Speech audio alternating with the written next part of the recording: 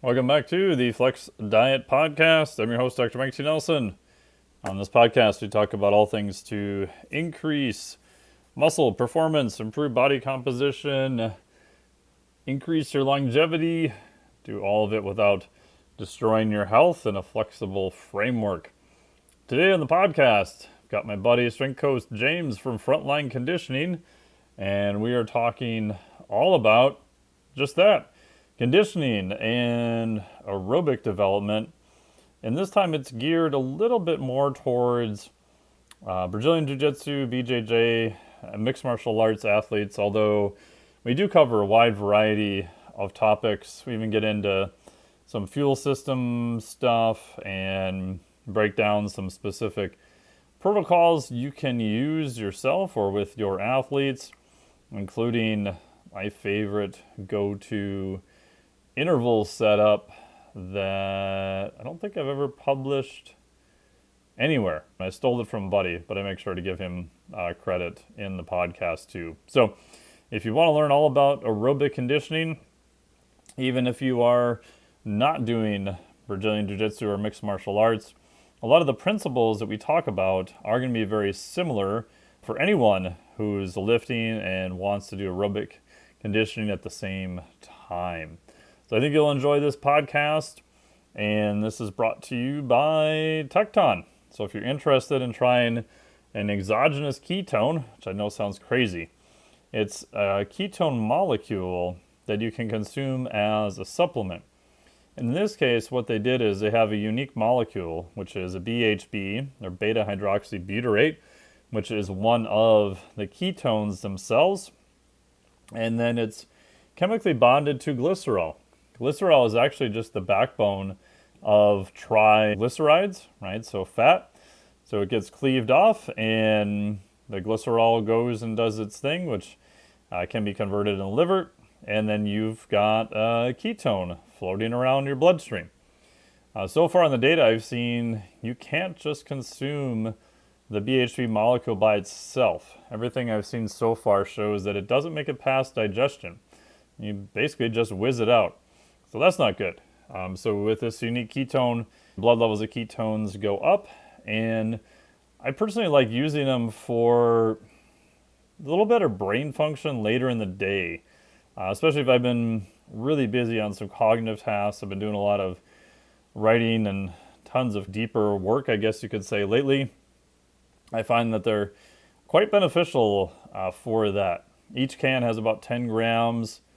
I usually find a good dose is 10 to maybe 20 grams if I'm really dragging a little bit. And the nice part is it's not a stimulant, so I can use it later in the day, and I don't feel like it's going to mess up my sleep in any way. So you can get ketones without having to do ketogenic diet. So check them out.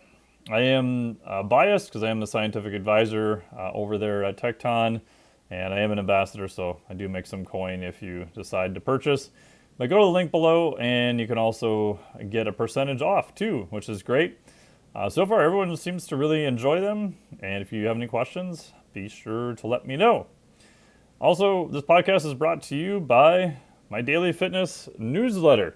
Go to MikeTNelson.com, and you will find a box there where you can get onto the daily newsletter of all sorts of great information. Try to make it applicable and as best I can, somewhat entertaining. I don't know, some of them are better than others, but I think overall it's pretty entertaining, which gives me a wide variety of topics to write about, and it's also fun to make them interesting. So you can go there, it's free. Go to MikeTNelson.com, go down below, and you can hop onto the daily newsletter with probably like 80 to 90% of my content goes out directly to the newsletter. So sign up there, it's free, and you won't miss out on anything. What are you up to? Well, right now, everything's been going pretty well. Still in strength conditioning coaching. The gears have shifted pretty heavily towards combat sports, jiu-jitsu, grappling, stuff like that, which has been a lot of fun because it's what I'm doing personally for myself. And then how the brain works, as soon as I started getting into that and chatting with some of the athletes there, like already the gears were turning of, okay, well, how can we do something a little bit different here and make the athletes a bit better? So for the last couple of years, it's been primarily grappling and combat sports athletes that I've been working with now. Nice. So it's been super cool. And it's a really cool point in the sport too, because it's starting to get more and more popular, breaking from like the traditional ways of it doing it, and it's gaining a lot more popularity. A lot more people are doing it. The competitions are getting bigger. There's money in the sport now. And so all these things are advancing except for, the training and the nutrition stuff that goes into it. Everyone is still doing like those like traditional style. Your one coach that you got that is like your main coach for technique is like the no also is your coach for everything else. And Yeah, so what they yeah. say goes. So it's been a lot of fun these last couple of years delving into how can we apply stuff that we've been doing with other athletes and as exercise science progresses itself into this sport as well, which is really I thought would have been a little bit more straightforward than it is. And that's the reason I reached out to you too. Like it's been a little while that I've been meaning to reach out and get my ducks in a row in terms of what would be cool to explore. Yeah, yeah. I almost feel, and I hate the comparison to CrossFit, but I'll make it anyway. I feel like the average person who does mixed martial arts, Brazilian Jiu-Jitsu, whatever, just goes and does a lot of technique stuff, and not too much else, and then they just complain when they get broken. And then the moderate kind of level people, just like you said, trust a single coach for everything, Yeah. even though the elite guys don't do that. And I get, that it might be a time commitment, it might be a financial commitment, etc. Mhm. But they could at least acknowledge that would be a better route. I don't know. It's weird. Yeah. And I think like I mean to that point, I think It's getting now better it's though. yeah, definitely. It's definitely getting better, but you're starting to see it's like pulling teeth to a certain extent too, right? Because the funny thing when it comes to jiu-jitsu in terms of grappling sports is that it's still considered as like the lazy one of the sports. You know what I mean? Right. Because you compare it to wrestlers, whether it's like freestyle, folk style, Greco-Roman, whatever, and these guys are fucking animals. These guys Oh are yeah. Oof. and conditioning and strength training is a legitimate part of their sport. Whereas jujitsu is one of those things where on a regular basis, whenever I speak to like new people coming in that want to consult with me or whatnot, when I ask them what their goals are, it's just consistently time and time again where the word that keeps coming up is, oh, I want to be athletic. Man, you're competing in a sport. You're technically an athlete. It's interesting that that becomes the main goal. Yeah, I agree. It's an interesting development. And I think now you're seeing at least a little bit that I've seen at a higher level, you're starting to see splits within teaching methods of how things are being taught. Mhm. And again, my bias a little bit that I know is that I think the future will all be a constraint-based problem-solving model, right? It's like the ecological type thing, like Franz Bosch, and my buddy Sean Mishka has done a lot of this stuff with NFL players, and you're basically just setting up the constraints and here's the objective, and then you have to figure it out within the confines of the rules instead Mhm. of, yes, you need to know basic technique and you need to know, all this stuff is good to know, but at a certain point, I I just think my gut feeling is, and again, I don't do much in this area, so who knows if I'm right or wrong. I just think that's a better model, but not too many people are doing that yet.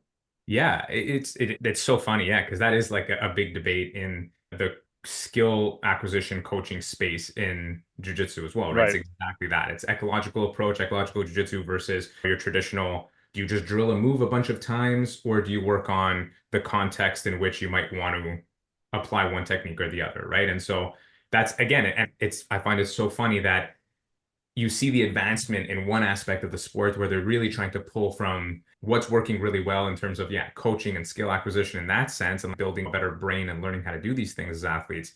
And yet again though from the other stuff that we know already, which is the nutritional aspects of it, strength training to a certain extent because it's athlete dependent, but that stuff is often ignored, which is so interesting. Yeah, I don't know, it'll be fascinating to see what goes because the beauty of it is it's a tested sport, meaning at some point, if one group of people is just mopping the floor with the other group, then at some point you have to acquiesce and go, yeah, that might be better.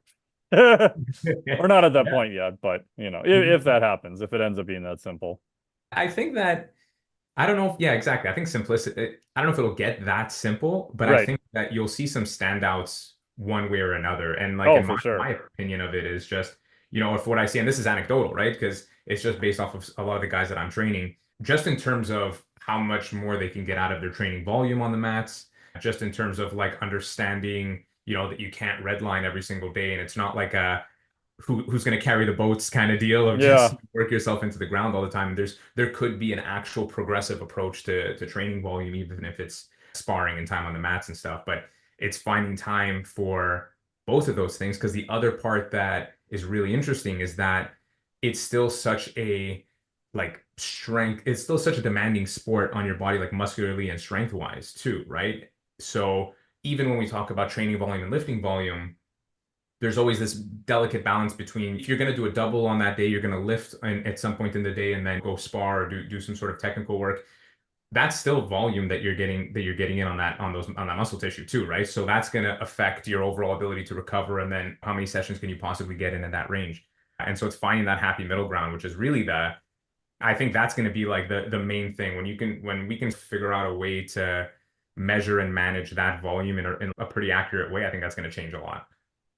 Yeah, I agree. My bias is most of it, if you're following like a eustress model, I'd be super curious to see how far you could get with an intelligent lifting program, like decent nutrition, good conditioning, and then just a lower heart rate, skill, technique work with very short bursts of intensity just to know what you need to drill, right? So like when you add more stress to the system, like where do they fuck up, right? Yeah. Oh yeah, you keep making this mistake. Like you can do it like at low heart rates, but when we add more stress, you crack over here. So let's just feed that back this way instead of like, and it's all sports, right? Instead of like basketball, all right, let's just go play another pickup game. Let's just go, let's roll again. And I don't know. It seems like a lot of times it just devolves into this moderate level training. This happens with endurance athletes. It happens with weightlifters. It happens with all sorts of lifters.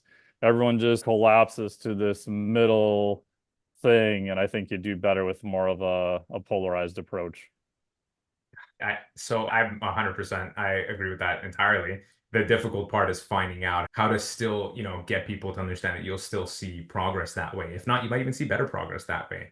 Because the issue that, I'm having right now in terms of building some programs, and you mentioned it, hit it with the heart rate zones, is that it's hard to manage that style of training because of the fact that if you're fighting or if you're sparring with someone who is, even if it's the same weight class, we'll just keep the constant like that. It's in the same weight class. If that person is a lot more skilled than you, then their 70% might be your 90%, just because you're going to be constantly having to exert more and more effort less efficiently just to try to defend and defend and defend and try to like fight for a dominant position or something like that. So the heart rate stuff is so interesting because like now we want to figure out a way to improve their conditioning and their capacity, but it's so hard to keep them in that same zone all the time. You get that heart rate drift in every single training session almost, even if you're trying really hard to keep it in the moderate zone. Yeah, it's hard. And the worse conditioned you are, the worse it is. Mhm. And then in a perfect world, I would have the person who's at 90% see if they can go down to 70% and then figure out some way of altering it, right? That may not be beneficial for them, but it'd be beneficial for the other person. So could they trade with someone else and have it be, so you're prioritizing one person over the other, right? Because Yeah. you're never going to have them like lining up unless this is outside of competition, Yeah. right? So it's like you go, I go type thing, but making sure that they try to scale to the same level, which means you have to check your ego and be able to lose and all Mhm. other stuff without Yeah.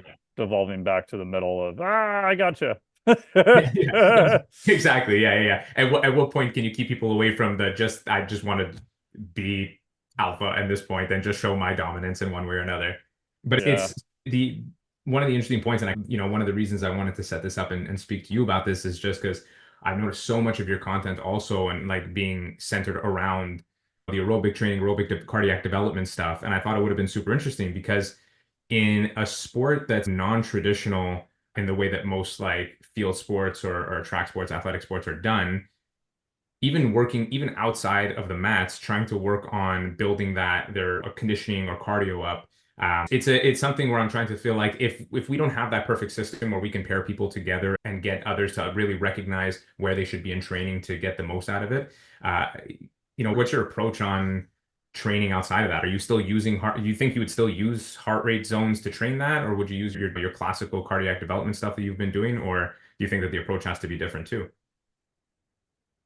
I would titrate it based on heart rate variability and what their goal is. So first thing is if their VO2 max is really low, whether that's a 2K, a 12-minute Cooper run test, an actual metabolic cart, whatever. If it's really low, then the reality is anything they do is going to help, right? And probably lower intensity is going to be good because every time they go to roll, they're just going to get their ass handed to them. They're going to get smoked, right? Like their intensity as a percentage of their max is just going to be high all the time. That Right. would be my guess, unless you get into a really good environment, you could control that, etc. So you'd have to default to more zone two, even like cardiac development type stuff. I would still try to sneak in one interval session a week. Mhm. That may be like I've had people just real simply, I've even done this for myself. Like all I want you to do for your high intensity work for this week is after your lifting session, just literally do one RPE of a 500 meters on the rower. That's it. That's your high intensity stuff for the week. And that's enough, surprisingly, to keep some pretty high intensity stuff okay. You're not going to gain a whole lot, but you're really not going to lose a ton unless you were really highly trained. After that, I would say depends upon what are your goals. And at some point, you have to get someone to buy into what is their priority, Yeah. right? So if their priority is really aerobic development, the biggest mistake people make is they're like, well, I'm going to cut my calories. I'm going to really roll hard this week. And I'm going to do like this 6-week intensive camp or God knows whatever else they're doing. No, you actually have to make it a priority because you need to do enough low to moderate intensity stuff for a good base, but you have to do some pretty high intensity, really horrible shit. But that's only about once per week, and it has to be at a high enough quality, and you have to be able to repeat that. And what I found is if your calories are real low, your recovery's bad, like you just can't do the work as much to move the needle. Like you get pretty far doing cardiac development stuff and maybe some zone two stuff, but at the end of the day, like you just like lifting, right? At some point, you can do as much volume as you want, but you have to blend some intensity level in with it. And the more advanced you get, you got to turn up the dial on intensity too. So same idea. Yeah, that's great because that was going to actually be like a follow-up question that I had was, do you look at it the same way as you would strength training, where you have to dip into different intensities to get something out of it? Like you said, you can't just do volume all the time. At some point, you have to push that intensity a little bit. And I agree with you too in terms of if you're VO2, and I do a VO2 max test with everyone. I like the 2K Nice. test. I think that's great. Perfect. And something that stood out too from even the presentations that you did back when we were in Costa Rica, like the physiological flexibility one, I'm pretty sure you had a list of your anaerobic test, 500 meters on the Mm-hmm. rower, your 2K row test for the VO2 max, and then that 20-minute aerobic one. No one ever wants to do a 20-minute aerobic one, and there's Oh only no, it no sucks. one. It's horrible. No one's and the worst part is they're definitely not gonna fucking pay me to just do a 20-minute row test. So I'll always stick to that 2K row and 500 meter and then see where they're placed in there. But at the same time, I have this kind of same philosophy where I'm trying to work on this from the bottom up anyways, right? Everyone is willing to do that, those like really intense intervals because it just feels like I'm doing hard work, then I must be getting better all the time. And no one really wants to do the stuff that they feel is not going to be hard. But it's challenging to do the cardiac development stuff often too. You can still build up quite a bit of volume on that. So I've always had this sort of like bottom up approach where we're going to work on this aerobic base. We're going to try to build that VO2 max up as much as we can because there's not, I don't know how much you've seen improvements happen in VO2 max over a training period, but I know we're not like doubling it. You know what I mean? Like it's gonna go up by a few points, but it'll still be noticeable. They'll still notice a difference in that. And then side by side to that, one thing that I found too is as we increase their strength, to your point too, it's almost as if you're working at your what used to be a tough pace for you or a tough round for you. As you get stronger and more aerobically developed, that just becomes a lower percentage of your maximum. And so seeing the improvements there also, which is really cool. But then the question I always get asked too is talking about energy systems because people feel like it falls into the same thing where we're using fuel depending on our heart rate zone and all that. And so I don't know your thoughts on energy system specific training in terms of the same way you would do whether it's volume accumulation phases or intensification phases for strength training, or do you prefer to just keep it at that same thing where I want to build that aerobic base as much as possible and then we're going to start putting in a little bit of high intensity and maybe even kick up the volume slowly and then dial it back later on? Yeah, I view it as number one, do the training first and then worry about the state of the training, Hmm. right? Because like usually when you get an energy system, people are like, oh, well, this is supposed to be burning fat. And oh my God, the only time I have to do it is after lunch. And so I'm just not going to do it now. That's no, Mhm. just to still do it. Like, even if it's zone two stuff, like if you can't Yeah. do it fasted, it's not the end of the world. Like, you're still going to get adaptations from the training. Mm. Now, again, if you ask me my preference, I would say with lower intensity stuff, I think the more fasted you can do, I do think that is a little bit of a benefit from fatty acid oxidation, fat use, that kind of stuff. Is it going to be a deal breaker? Depends on how bad you suck at that area. If your VO2 max is already pretty high, unless I have seen some freaks who don't have a crossover period with a really high VO2 max, but that's usually not the case. Wow. Usually, if you look at literature, like the higher your VO2 max is, the more like your ability to use fat generally is better. Again, massive amount of variability there. So I'd say do the training first, get an intelligent program, follow that. And then if you can separate and move stuff around to be better, then do that. I still like moderate to low intensity stuff first thing in the morning, semi-fasted. That would be my preference because normally that's going to be away from your other training. You're not going to affect the quality of your training. If you need 3 hours to recover from zone two, like you probably need to be checked for other issues or your zone two is off. Even if it's like 10, 15 minutes of cardiac development, like you should be fine for a lifting session in the afternoon. Again, yeah, you can overdo it on it, but if you can't, then you have to be a little bit more careful, I would say, with matching the intensity to what you were doing. So if you were doing a bigger weight training session, maybe one day you're just doing a 500-meter row after, or just a progressive 6-minute row. You probably don't want to do a huge zone two right after you're lifting. I don't know. I guess you could, but it comes back down to preferences, what you need to develop, what can you fit in. And the reality is most people are not going to do 2 to 4 hours of zone two. So I don't, in a perfect world, if your VO2 max really sucks, should you do that? I would say yes, 6 to 8 weeks. You're not going to see a big improvement in VO2 max. People hate it. It's boring. Does it help? I think so. Mhm. But I've had better luck just doing, if they're moderately trained, just doing more cardiac development stuff, which is a moderate heart rate for 10, 20, maybe 30 minutes on the outside, and then adding some high intensity work in on top of that. I'm Okay. not even sure if I answered your question.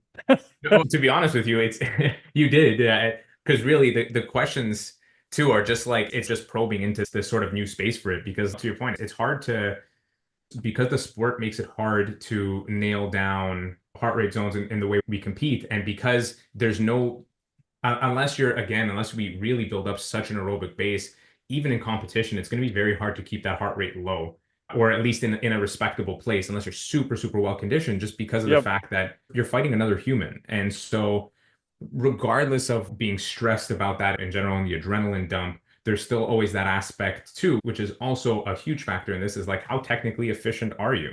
Mm-hmm. Because the more technically efficient you're going to be, then the less energy it's going to cost. And so your heart rate's not going to go up as much as a consequence of that. And so you're always fighting. And this is like the tug of war that we have with the traditional style of coaching is that are you better off just getting better at the sport and doing specific stuff with that? And then you won't need to be as well conditioned. And then my objection to that is always you're never going to lose out as an athlete on being more conditioned and stronger. No. It's just going to help you, even if it's just from like an injury prevention standpoint or just in terms of longevity and being able to train a lot more. But we have to get them to do that work. A lot of guys that I see now will maybe dedicate 2 or 3 days to training outside of the mats, and then that also limits the what we're able to do in that time. And so we have to be very specific. And then even in the tests, right? So like I had mentioned, from your presentation, the 500-meter, 2K, and all that. I don't know if there's any other tests that you generally use now for athletes that are always in that sort of like glycolytic zone, 85% or more kind of heart rate. If there's something even to test for that. You can get fancy. Like there's an expanded version of that from Kenneth Shea where you include lactate stuff. So 30-second lactate, 60-second lactate, 180-second lactate. I had to do the 180-second one with a busted rib for when we did it for the Carrick Institute. And I had to Nice. do it in front of everyone else because we weren't sure we could poke people's fingers because we didn't have a license to do bloods. So since I was faculty, they're like, hey, you should do this one. And the hardest part about it is it's bad enough that it's 3 minutes, but it's literally 3 minutes without pacing. It's literally get on and go as hard as you possibly can for 3 minutes. It's just, and then when you're done, like, oh, my ribs are killing me. And then when you're done, they got to poke your finger for lactate. So you got to sit there and not move at all. Yeah. But Yeah. those are useful to see how someone's going to do under higher intensity stuff. The big mistake people make with that is if they haven't trained it, they're probably going to suck at it. Mm. But again, if your aerobic base is bigger, like you give somebody with a pretty good movement efficiency and a big aerobic base, and whether it's CrossFit, BJJ, whatever, and you said, okay, they have to do something that's relatively glycolytic, they're going to use a lot of lactate. There's going to be 2 to 5 minutes in duration, but it's going to be pretty hard for that time period. I don't know, 3 months, I could get them in pretty decent shape. The caveat there is if they have a big aerobic base. If they don't have a big aerobic base, I don't know, you're effed. I don't know what else to tell you. Yeah. It's that starting point, I think, is everything too, right? And that's where I see like the biggest improvements in the shortest period of time, because the aerobic base, I feel like, takes the longest to develop. And Yeah. it's the most boring to develop too, right? So now you gave a bit of a timeline of 3 or so months if they have a big enough aerobic base. But in your experience, if they don't, and let's say you're starting from that ground up and we got to do that cardiac development and we got to build up that VO2 max, I only use, because I'm only allowed to, because in Canada, there's no way I'm pricking anyone's fingers. I'm Right. 100% getting sued. So even for that lactate, I've always played with the idea of, oh, I'd love to do something that's like a lactate threshold test, because yeah, when we're glycolytic at that point and it's anaerobic and they're using lactate for fuel there, I'd love to see where they're at and how we can improve that. But there's no real way to measure those values. I don't even know if the test is even worth it at that point if I can't actually test those values. So what you can do, the next best thing would be still use the output from it. I use heart rate, and Mhm. then either use like a Knox device or a Moxie. That would be like the second best way, because those are both nears and they're not invasive. Yeah. Okay. That's true. Yeah. And Yeah. that'll give you some idea of what's going on at the local muscle level. You're not looking at metabolite spin-offs, and you can also even get even more fancy. There's some devices now that'll check respiration non-invasively. Mhm. So you could get pretty damn close. Like I don't really do lactate anymore. I don't even know if I have a working lactate meter anymore, just because it got to be a pain in the ass. It was hard to repeat. No one really wants to do it. The strips are expensive. Mhm. It's cool to do, but there's a weird, funky inverse relationship too between people who are untrained and people who are trained, because just like blood glucose, when you're looking at lactate, you're only looking at what lactate appears in the blood. And we're using lactate as a surrogate marker for hydrogen ions. So we're Mhm. really interested about hydrogen ions. But we don't see how much lactate's coming in. We don't see how much lactate is going out. Yeah. So if you look at like George Brooks's work, like the lactate shuttle, in short, other kind of non-working or less working muscles can actually burn lactate as a fuel. Hmm. So and someone who's very untrained and someone who's at a very high level, you can't really compare their lactate levels. If they're somewhere in the middle, yeah, maybe. But again, we have to keep in mind that's only telling us what the blood levels are. It's useful. But again, if you pushed me and said, okay, you can get a lactate level or you can get an output from a 60-second Wingate, I would take output every day of the week, Yeah. right? Because that's Yeah. what really matters. If Yeah. someone is able to do a higher average output over 60 seconds, who cares really what their lactate was unless you really try to get into specific training? They were better. So that's like job one. Yeah, I think that's great too. 'Cause you were always trying to show that something is getting better, right? And Yep. it's the applicable level of like that's what I love about the road tests also. I don't really have a Wingate device for my bike or whatnot, but it's cool to see the actual numbers go up. And to a certain extent, like the one thing I keep in the back of my mind too, the first time someone does the test versus the next time we retest, there's also a Oh, bit of that sure. learning. Yeah, there's like a learning component to it also, right? And they Yep. understand a little bit more how to pace themselves to a certain extent for the VO2 max one. But again, whether they save themselves an extra 10 seconds or so, like the overall VO2 max score is not going to really move, but at least they feel like they're getting a little bit better too, which is important. Yeah. Yeah. And I always give them the option, which is funny. They're like, oh, well, like I completely paced that wrong. I went too fast at the beginning. I should have. And I'm like, all right, cool. Like you can do another max test in 2 days if you want. And it's a true max test when they're like, oh no, I don't want to do that. I don't want to do Yeah, that.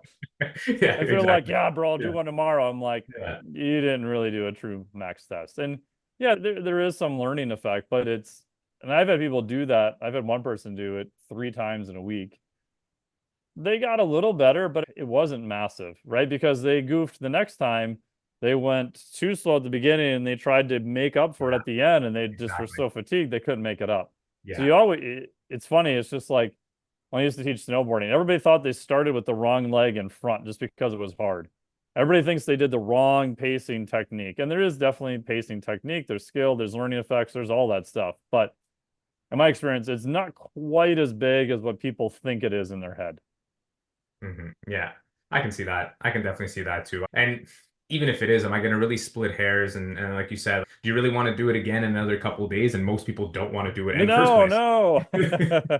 You know, Because that's what they're I like, tell them. no. Hey, man, like we'll retest you in 2 days if you want. And they're like, Yeah. oh, no, I'm good.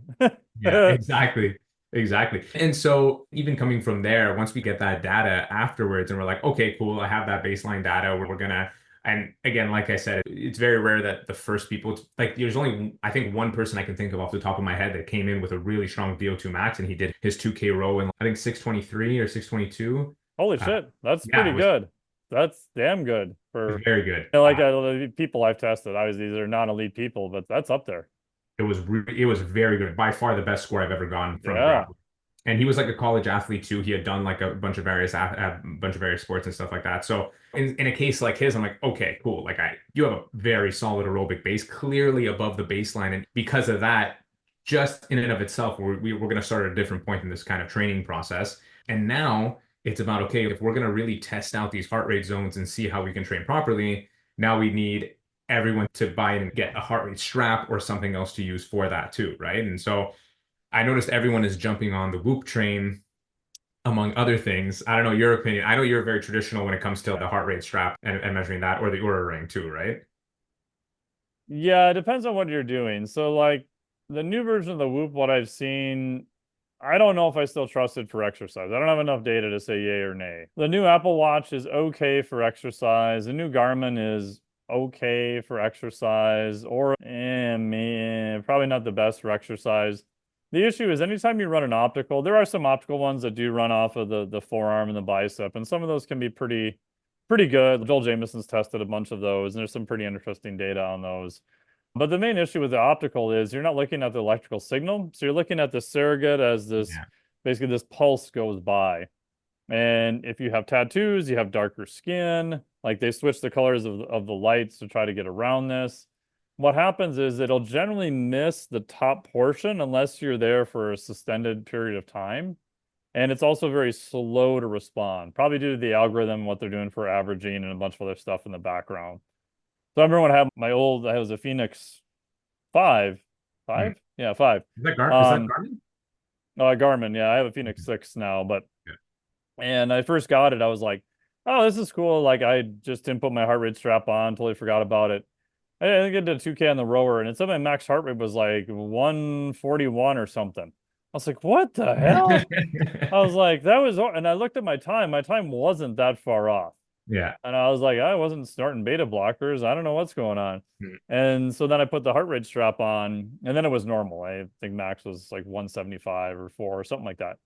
Again, the new ones aren't as bad, but until I've tested it directly, I don't know how much I trust them. So for Yeah. most So, clients, I still use old school polar electrical heart rate strap, and you can just sync it to the watch. So I sync mine to my watch automatically. So you can mhm. set it like on the Garmin at least, where once it sees the polar heart rate strap, it'll automatically default to that. It'll take that over the optical, which is good. That's So you don't cool. really have to fuss around with it too much. Yes, it is a pain in the ass. Yes, you have to wear a heart rate strap, but at least then I know that the data is accurate because I made the mistake before where I calculated some people's zones off of what they said was their true max. And I was like, man, 154, that seems shitty, man. I don't know what's going on with them, but okay, if that's what it was. And then later I got wise and said, hey, what watch do you have? How did you get that number? And one time we sent them a polar strap and theirs was like 175. So sometimes it's a big difference, especially if you're one of those people that just barely hits max and then it drops off if you're doing like short intervals and things like that.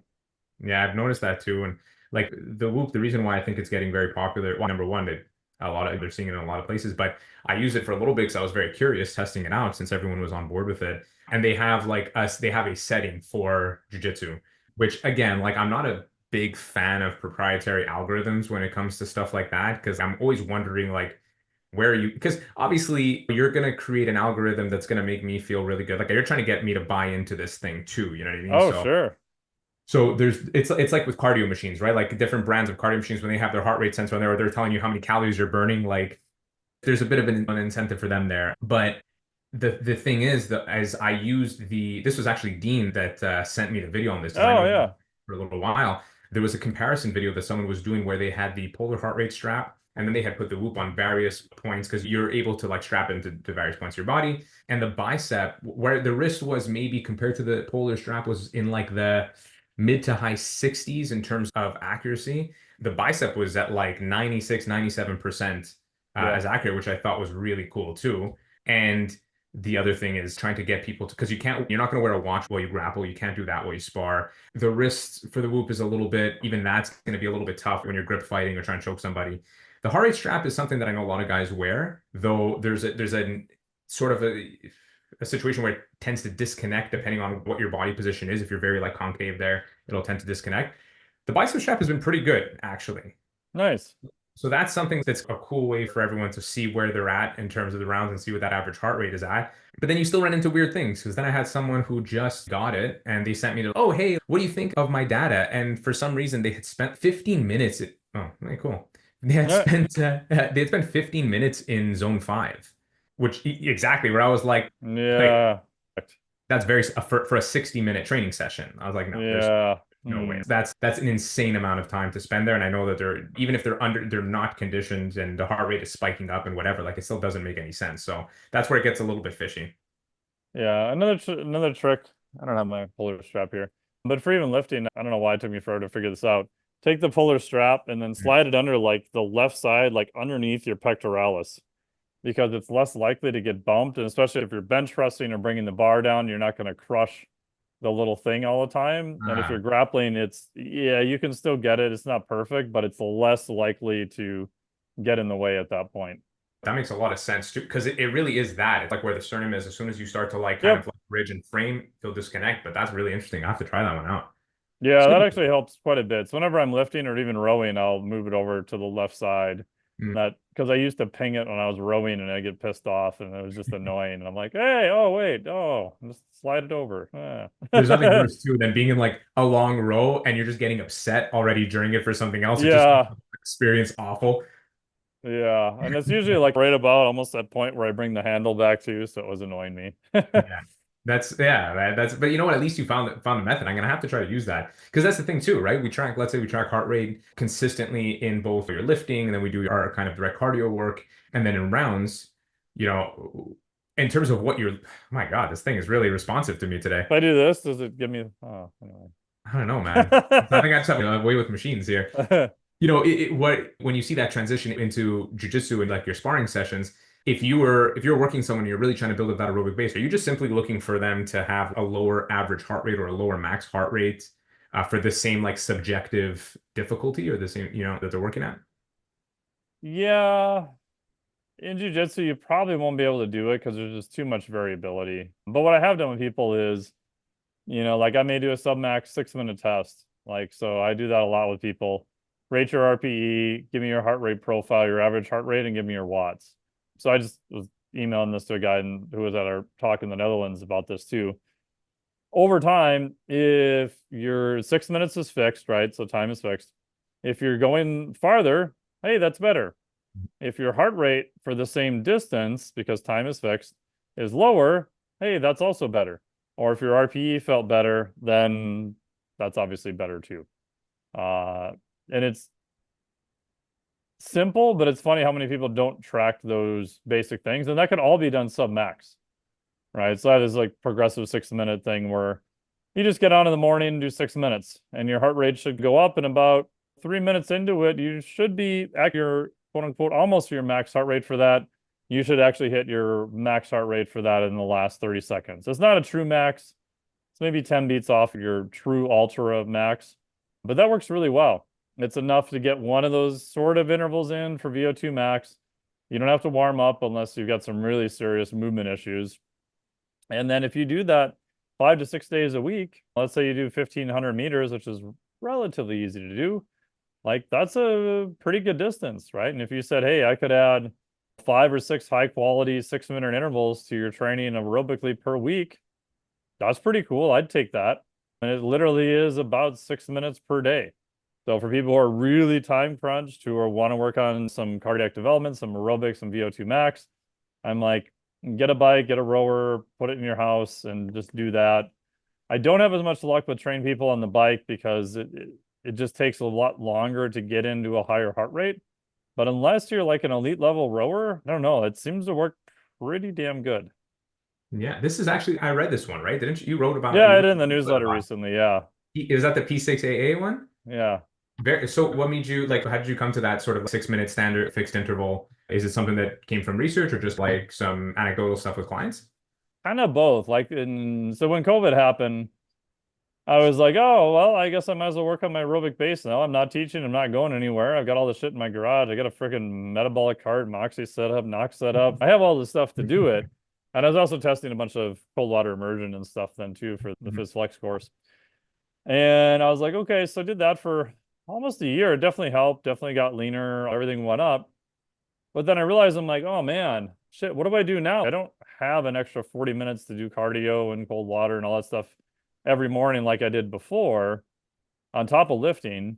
Well, how do I try to keep some of this? But you can do aerobic days. So I do aerobic days Tuesday, Thursday, Sunday, or Saturday, and that definitely helped. But what I found was, I'm like, what if I just get up and do something every morning? And I remember visiting my buddy Jim Snyder in Wisconsin. I think it was his wife who was saying that she just gets on the rower in the morning as a way to wake up. I was like, oh, that sounds like a horrible way to wake up in the morning, but well, what the hell? So I tried it and I'm like, oh, it does wake you up, it's helpful for cognitive stuff. And then I just started playing around with times and intensities. And I was just trying to find what is that kind of that happy medium where I don't really need a lot of warm up. Like I can't really go super hard because then I'll be fried by day 4. And I knew the research was 2 to 8-ish minutes at 100% of your VO2 max. But even hitting 8 minutes, doing a pretty hard 2K every day was still, I tried that. I made about 2.5 weeks and I wanted to jump off a cliff. It's pretty horrible. Yeah. So it basically was just that kind of sweet spot of 6 minutes gives you enough of that time. You don't really need a warm up, so your heart rate's going to go up progressively over time. And the key I found too was not that last part of not trying to hit an all-out max at the end. So last 30 seconds, it should be pretty hard. You should be out of breath. But if you look at actual heart rate profile, most people are still going to be about 10 beats off of their true max. And I found that just that drop in intensity was enough that made a pretty big difference. It's if you've ever done a true all-out 2K at a 10 out of a 10. I probably need 2 to 4 days to recover from that. Yeah. Like an RP of a 9.5, I could probably be functional tomorrow. It's not going to be the greatest, but it's going to be okay. RP of a 9, yeah, tomorrow I'm pretty good. I'm worthless for the next 20 to 30 minutes. Like, I just think there's like this huge difference in recovery time from just a 9 to a 9.5 to a true all-out 10.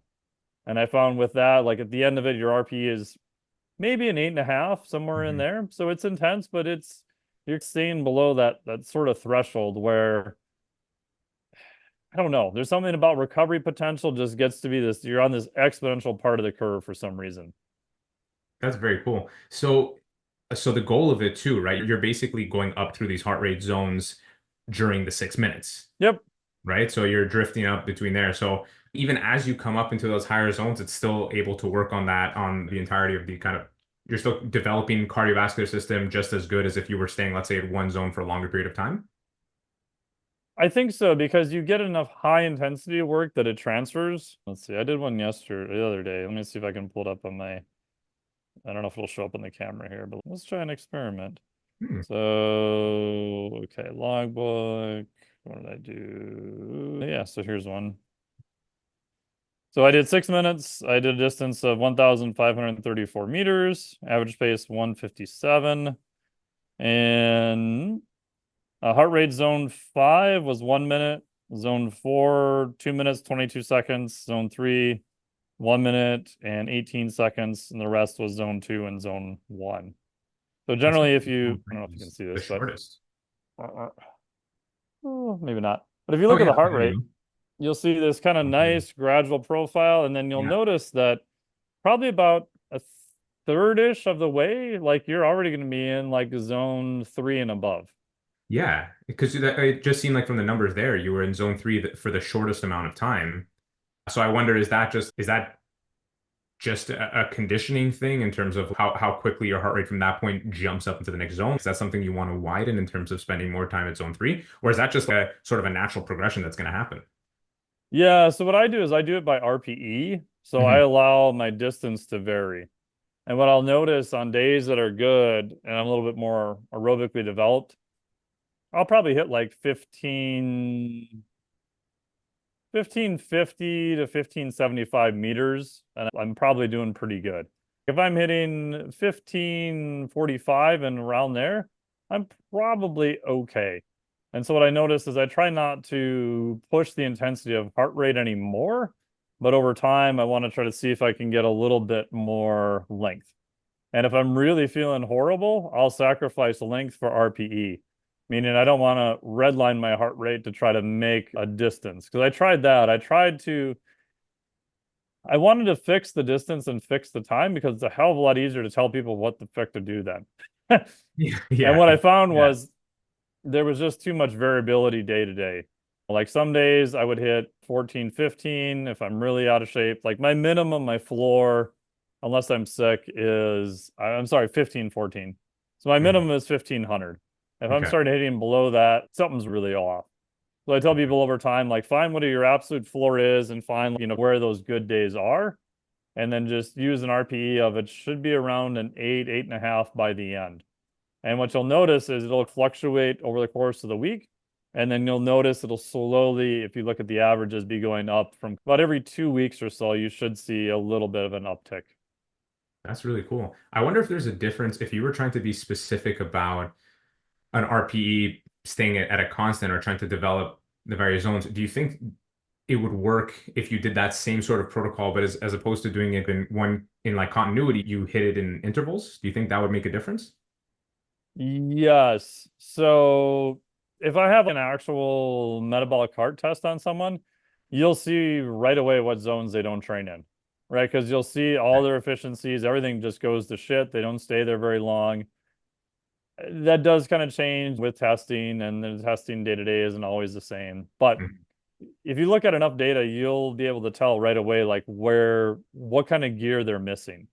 And so in those cases, like you said, wow, you're really missing zone 3 and you don't do a lot of cardiac development stuff. Then I'm literally going to have them do repeated work in zone 3. So from metabolic heart, I can give them a heart rate to work in that area. And then once they start drifting either above it, then I'm going to chop that for time and they're going to rest completely and then they're going to go again. So if they're trying to stay in zone 3 at a certain rate, if they really have to drop their power output, then I'm like, okay, you just need to stop right now, rest completely, and let's do an interval again because I want higher quality work and then I want it be able to repeat that work because I want to stay within that particular area. And I don't want to completely sacrifice power to do it, right? Because at the end of the day, they have some performance goal they're trying to hit. It's not just arbitrary heart rate. And that's what one of my pet peeves is they're like, whoa, but I was able to stay in that heart rate for 40 minutes. I'm like, yeah, but your output did this and then like went off a cliff for the last 10 minutes. No, but my heart rate was good. I'm like, but you were so inefficient and so fatigued for those last 10 minutes. Like you probably got worse by doing that. So let's just chop that off. Let's give you some rest and let's have you go again at that thing again. And that can be applied to high intensity intervals, low intensity, just depends on what you're trying to work on. Yeah. So that's exactly it. That's why I'm asking about it is because I've always been a little bit partial towards the intervals because it gives me, in my mind, like a really good way to keep a pretty good average intensity for a Mm-hmm. longer duration and Yep. not having to worry as much about that heart rate drift. But one thing that you said that was really interesting is that you give them a complete rest. Is that like a standard that you normally do if you're doing any intervals? Are you always giving a complete rest after a certain period of time or when they drop out of that zone? When I start with anyone, pretty much everything is complete rest because they usually are lacking the ability to do any quality repeats. Now, again, like you had your VO2 monster friend who's a 623, like you can probably do incomplete rest with him or her, I don't know who it was, and they're probably going to be fine, right? Okay. But most people, they've done too much work where they allow RPE to escalate and output to absolutely tank. And that's their marker for how hard the training session was. It's, well, okay, yeah, this time you definitely need to train hard. Like doing a full out 2K is not fun. But at some point, if heart rate is escalating up too high and your output is just dropping, like you're not getting better. You're Mm-hmm. just building up a massive amount of fatigue. Mm-hmm. So one of the things I call it is a QDR, quality, density, repeat. So keep the quality first, try to cram the density over time, but then you're going to repeat that thing that you're doing. Whether, so for example, if it's 30-second intervals, you can look to see from interval 1 to interval 10, like how much power output did you lose? Mm-hmm. Like some people will lose when I have them actually do this, they'll only make it to 5 intervals. If I say the rest period's 30 seconds, so 1-to-1, which is very difficult, Yeah. they might lose 40% of their output between interval 1 and interval 5. To me, that's like unacceptable. You're just not, your aerobic system isn't just trained well enough to do that. You're just Yeah. losing too much quality. So yeah, we might do some of that, but you're probably going to rest completely till your heart rate comes all the way back down, probably below 85. Okay, now go again. Because I don't care how long you rest. I want your body to see that, just like lifting. I want your body to see that stimulus of doing that output because that's what's going to drive the adaptation. And once we get that, then we can start worrying about compressing time over weeks, months. Yeah. So if you can hit 30-30, I got this from Kenneth J. Mm-hmm. You can hit like 30 seconds on, 30 seconds off, and you can do that for 10 rounds. And you don't see, in my world, I would say at least I allow a 10% drop off. But even if you got 20% drop off, like that's pretty good. Like 30-30 with a 10% drop off, like that's badass. Like to me, that's pretty far in on the right end of the spectrum, assuming you have somewhat of a respectable power output. You're not doing like 75 watts or something. Yeah. Yeah.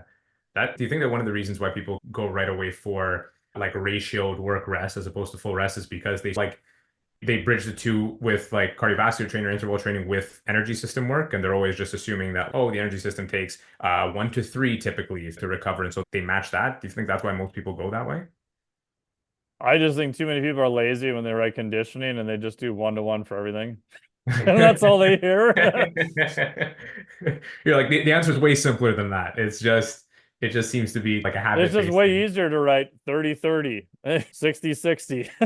Because I was working with Pat Davidson for a little bit, and he was having me do like his one of the ones he always had me do in every phase was 15:45 on the assault bike. Okay, 15 on, 45 rest. Exactly. Yeah. But it wasn't like an all out at all. It was just he was saying we were paying attention to the wattage, but it was like a subjective RPE of 7, like 70% intensity, think easy power, do your thing. And then we would bring up that volume week to week. So let's say we do 4 repeats, rest, and then a full rest, and then 3, 3. And then we'd eventually build it up so that it was 4 repeats for 4 sets. And we would keep going on. So I was doing 16 rounds of it, let's say over the time. And it was cool to see, like, even though I was trying to subjectively keep it at 7 on 10, to see phase to phase that average wattage go up, Yep. which was nice because we had one fixed variable, which was time, to your point, like you do with the 6 minutes. And then we were able to see that. But that sort of definitely hit a point of diminishing returns because you're lifting at the same time too, right after that. So there was definitely a point where I started to see that average wattage drop down. And that's when it made me think, okay, well, now is there something else that I should be working on? Is it more of a recovery thing now where I'm just not, I don't know, recovering well enough within that 45 seconds anymore because of other fatigue or any other factors to be able to still hit that same amount of wattage? And then at what point do I stop? Which I guess you said it already, like a 10 to 20% drop off is what you're looking for.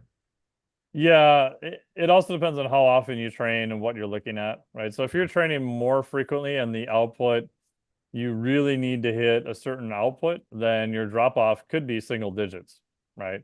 If you're just training for general conditioning, then yeah, you got probably a fair amount more wiggle room.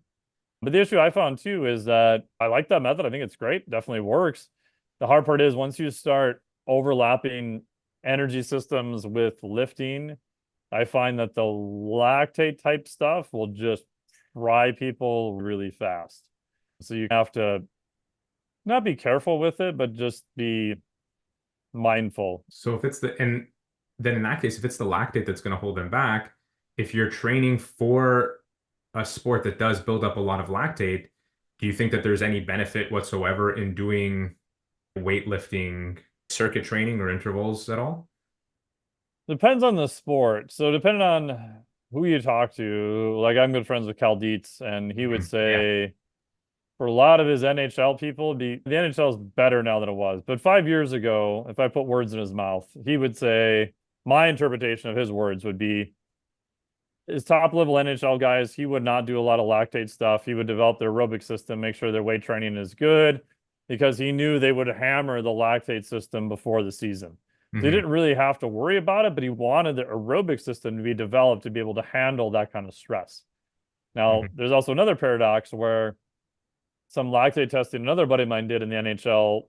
A lot of the high level players were hardly ever in lactate at all. College and high school definitely were. And that kind of makes sense, right? Because if you're an NHL, what is like the average shift now? Probably only 20 to 30 seconds. I'm sure there's exceptions to that. And you're that well trained, like you probably are never really in a lactate zone, even though you're playing a lactate glycolytic type sport. So I think it depends on the sport. Like if you go to sports like CrossFit and we're doing metcons to death, like yeah, you're gonna have a lot of lactate, rowing, things like that. So some sports you just can't get around it, cycling, etc. But I'd say it's variable. And then metcons are just their own animal. Like everybody wants to metcon themselves to death. And Hmm. there's definitely a time and a place for it. And if you're competing in CrossFit or you're maybe doing some jiu-jitsu or doing other things, yeah, there's definitely a place for it. I'm not against it. But whenever you say aerobic training, people are like, oh, can I do this? Whatever CrossFit Hellenish Metcon from hell thing. Like, you can do it, but you understand that's just basically highly glycolytic. For you, it's probably a lot of lactate. It's going to be a lot of stress that, in my opinion, you're not going to get a huge benefit from. Now, again, if you're training for CrossFit, then that's different. It's now sports specific. If you're doing it for a short finisher of 2 to 5 to maybe 10 minutes, yeah, fine. Probably not going to be a huge deal. If you're going Hmm. to go try to blast yourself for another 40 minutes 3 times a week doing Metcons, then I usually never see that work. That's yeah, I agree with you 100% because like I always I'm trying to build a framework around this so I can create some consistency and see what works and what doesn't work for various people.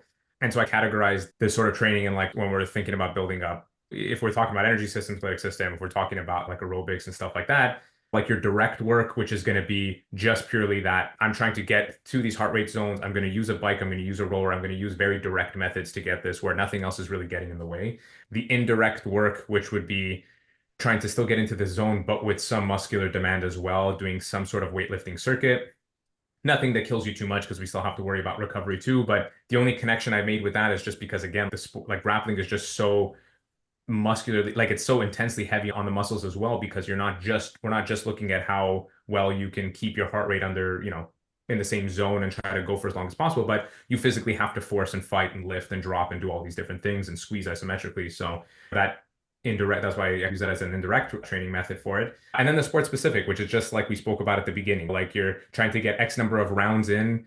There's also that concept too, where if you want to get better at 6 minute rounds, like do 6 minute rounds. So it's like trying to find this middle ground of like where each of these things apply. I don't know if that categorization makes sense to you, but just trying to find something around there. Yeah, I would agree. And if you get into like higher level stuff, which I think MMA has generally fixed this for a while, but for a while you would see whenever people went to the ground, like some people's conditioning would just go to absolute shit. Hmm. And you like talk to them, you're like, oh yeah, we just did lots of running and we don't, I'm like, okay, at some point, like your aerobic system is not your rate limiter, right? Because you got a little bit of a different case than a lot of other people. You're pretty Hmm. strong, your skill level's high, but the thing, like you said, you missed was the position specific conditioning. And so normally you'll figure that out by watching actual tournaments, competitions, etc.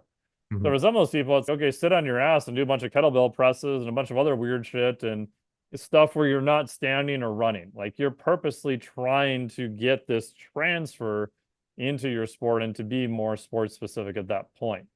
Again, I would say that usually only happens from what I've seen at a higher level. Most people, it's just their aerobic system is so trash, like they don't worry about any of that stuff really. Like you can do it, there might be a transfer, there might be a benefit to it, but if your VO2 max is 21, like bro, like you need a bigger VO2 max before you worry about Yeah. set specific, like sitting on your butt doing, specific things. Yeah, I think so too. And I think it also depends on how much time you're dedicating to training outside of your Oh, sport. totally. If you can afford to have 5 days of training or 4 days of lifting or something like that, then we can afford to split some volume up. We don't have to do things as much. Totally. Or you even have the benefit of one of those days maybe being something that's more in that uncomfortable indirect realm, but it ends up being 20% of your training. So it offsets really well. So yeah, I think that there's always trying to find this way to make things useful, to see a benefit from it, but also be able to like progress it too. Because even from the 6 minute, because I remember reading that email and thinking, oh, this sounds really cool. Also awful if you go too far with it and try Oh to like yeah, blast through. I've torched myself on that. Yeah. Because there was another one that you had put up. I think it was close to that too. It was the Norwegian 4x4. Yeah. And that too, but that one I looked at and I was like, this seems dangerous right off the bat. Yeah, everyone goes, that's like the popular one now, and Yeah. I don't know why. And again, there's some, pretty good data on it, but my pet peeve is, and I like a lot of the people who say this message, it's not an insult towards them. It's okay, we looked at this research, cool. We saw these benefits in VO2 max, great. I'm a researcher. I've never trained a single person in my entire history. I'm going to go proclaim everyone has to do 4x4. Yeah. And if you watch their output on someone who is not very aerobically developed, if they have the gonadal fortitude to make it through that, which is horrible, it's like they're at maybe 50% of interval 4 compared to interval 1. So let's just start with interval 1. Can you give me 4 minutes of a high quality output? Cool. If you can't, let's drop it to 2 minutes. There's nothing magical about 4 minutes. That's just what the researchers used for their protocol, and they wanted it to be mostly complete rest for their subjects. So they had 4 minutes, which is very fair. But in an effort to keep it easy, they left the rest intervals the same all the time. Hmm. And that's my other pet peeve is, do you really need, if you're lifting, do you really need that much rest between set 1 and 2? If you're, horribly aerobically developed, then maybe. But you're gonna need a lot more rest between set 3 and 4 and 5. Like fatigue accumulates, and it's, yeah. So that's my other pet peeve of, we tend to default into these nice rest periods where most people, like from round 1 to 2, like they don't need 4 minutes. Like rest whatever you need, and then we'll just keep track of the total time to complete the total work. That gives us our density score. And then if you're not sure and you haven't done this before, like I have some pretty horrible intervals I stole from Dr. Kenneth J, and I can tell you what they are in just a sec, but Hmm. rest a little longer. It's Yeah. okay. And over time, then you'll compress it because the quality of the work is the number one thing. I'd Mhm. rather have new clients like just rest a little bit too long.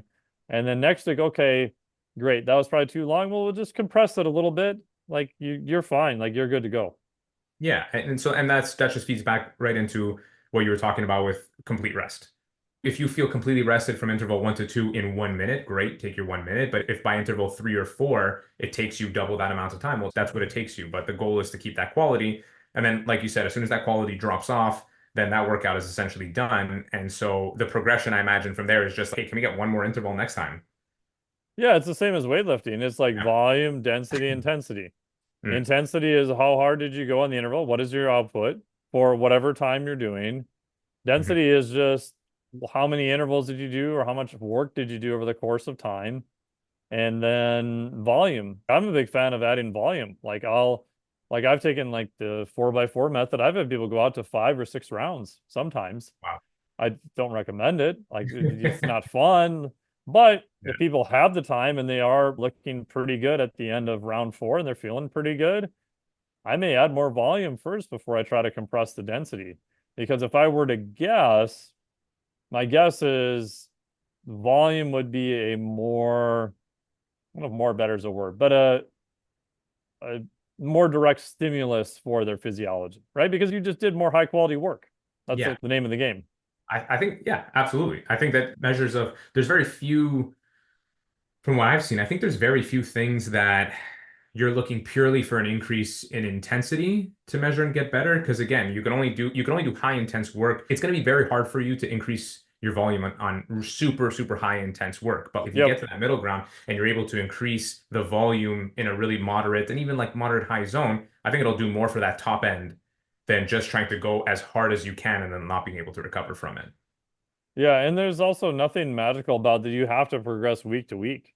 Like I had one guy, Brian, who's a natural bodybuilder in Colorado. He came to me and said he wanted to work on his aerobic base, and he was actually pretty good to start. And I think we started him, his 2K was, I want to say it was 7:15 or 7:17. And he wanted to hit 7:02, which he did in 6 weeks, which is pretty crazy to take like Wow. almost 15 seconds off. And this isn't going from 9 minutes to 8:45. It's once you're below eight, in the sevens, it's a fair amount of work to get it to move. Yeah. Um, but we had him do a lot of heinous shit and a lot of cardiac development stuff and a lot Yeah. of intervals, and he did fine. He crushed it. He was awesome. And then at the end of this, we tested him on week 7, I think. And I asked him, I said, "Hey, what else do you want to do?" He's like, none of that. I'm gonna go ride my bike for fun for a while, and when I get motivated again, I'll let you know." Because Yeah. I mean, it's brutal. yeah. Yeah.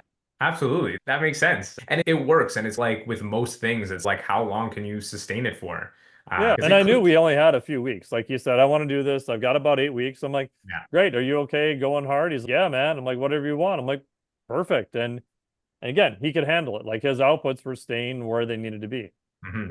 Yeah. You actually just reminded me now that you're talking about some intervals there. Another one from, I think it was from a presentation in Costa Rica, though it could have been another one that I was watching of you. But you spoke about another method that you really enjoyed. I don't know if you still do. It was your favorite one at the time. I believe you said it was like the adaptation of the 10-20-30 interval from, who was it?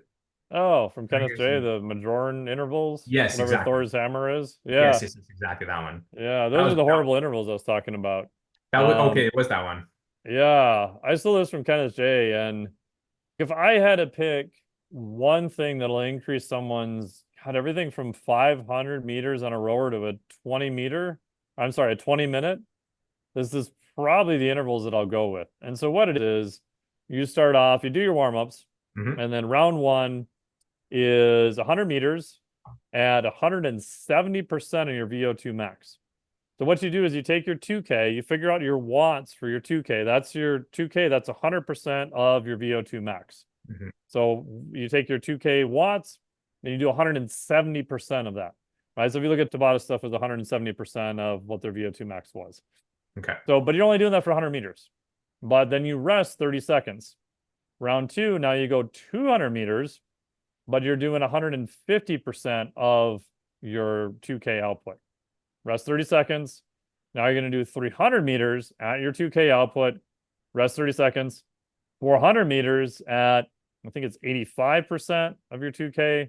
And then 500 meters after the 30 seconds rest. So 500 meters at, I think it's 75%. And so what you find is it's a cool way because you're prioritizing the very high power stuff at the beginning when you're a little bit more fresh, Hmm. but you've got this accumulating fatigue. And what you find is if people are missing the high power end, like it'll be hard for them to hit an average of 170% because they're only going 100 meters, right? So you gotta hammer it pretty hard to Yeah, you got start. melt it. Yeah. And then you would think that, oh, 500 meters at 75%. But when you add that fatigue on it, if your aerobic system isn't as well developed, like the 500 meters is quite challenging. And then you Hmm. do complete rest, 3, 5, maybe even up to 6 minutes. And then usually I'll add one new round of that per week, not always in linear. And if you can do 5 rounds of that and you can keep your output pretty damn close from round 1 to 5, it's pretty badass. That's heavy. And And it's so fucking horrible. it sounds awful. And that's what made me think about it because when we were just talking about the intervals right now, and you're talking about this guy who you did that adapted 4x4 and you progressed it and he just hated it. I was like, fuck, I'm pretty sure there was one that you also said. There was it's all trauma-based cardio stuff. So I'm just trying to link it together. That does sound horrible. And so where do you think you fit that on the spectrum of if I was to do that 6 minute daily and build up that aerobic base? I had asked the question before about maybe splitting that up into intervals if we had to. This is definitely an interval based system. That can't be something you do with very frequently in the week, I wouldn't think. No, like it's only about, I've played around with all sorts of variables. If I'm at home, if I'm sleeping and I'm eating a shit ton of calories and everything else is good, I might be able to get away with it twice a week, but I have to sub out lifting instead. meaning that this would sub in for a lifting day, and that's pushing it. Doesn't work very well. So with almost 90% of people, it'll be once per week, and normally it would replace one of their lifting sessions. So if you Wow. find like on their program and you're like, okay, this is a pretty good program, we're recovering, everything is going along pretty good. And let's say Thursday is whatever, full body lifting day, they're lifting 4 days a week. I would somehow rejigger the lifting into 3 days, and then this would go in as a lifting day. Because it definitely is more intense. And Yeah. usually you can replace, you don't really have to do any other interval work. Like you don't have to do any VO2 max intervals or anything like that. And then I also usually use it more on the psychology side because some people, like lifters, love it and hate it because it's a weird thing where you really don't have to focus for a short period of time, and then you get that 30 seconds of rest. Like some people like having them do 6 minutes at their VO2 max, like they absolutely like hate it. Like they can't stand it at all. But you Yeah. can trick them into doing it with this program. And I think if I did my math right when I did it once, if you do all 5 rounds, I want to say the rowing distance on that is 7,500 meters, I think. I'd have to double check that to make sure. Because it would be at 100, so then 200 would be 300, 600. So you'd be at almost what, 1,100? Now I gotta add it up because now it's pissing me off. Hold What's on one sec. 3, 6, 1,000, and is So it like 100 plus 200 plus 300 plus 400 plus 500. Yeah, 1,500 per round times 5. Yeah, 7,500 meters. okay? So the protocol is for 5 rounds. Is that a standard, or at least I guess you modify it based off of like the drop off. But that the standard protocol is 5 minutes, 5 rounds. Excuse me. You would work up to 5 rounds. Okay. Yeah. Yeah. And Whew. usually what you find is like week one, like first round, you're like, that wasn't too bad. That's pretty cool. I got this. Like next week, 2 rounds, you're like, first round, easy. Second round, yeah, that was hard, but this is not bad. I don't know why he's bitching about all this stuff. Like 3 rounds, like the first one, yeah, okay. Second kind of sucked. The third one, you're like, oh boy, okay, I can see why this is difficult now. And Wow. this is like taking 5 to 6 minutes between. Yeah. You get to round 4, you're like, oh shit, I do not want to do this. This is really sucking ass really bad. And then round 5 is just horrible. Do you? But you get feedback because if you can't hold those outputs, I don't progress people, That's what I was. That's exactly what I was going to right? ask. So Yeah. would you even cut it in the middle of the of one of the rounds, or do you still let them finish the round? I tell them to finish more because of the psychology. Mm, Because if you start thinking you can quit at any time, yeah. that's not so good. And I have this thing on a 2K, even on the rower, where if I'm not sure what I'm going to do, cool, I'll just hit just row. That's fine. If I'm still not sure, but I want a time domain to work in, I can program a time.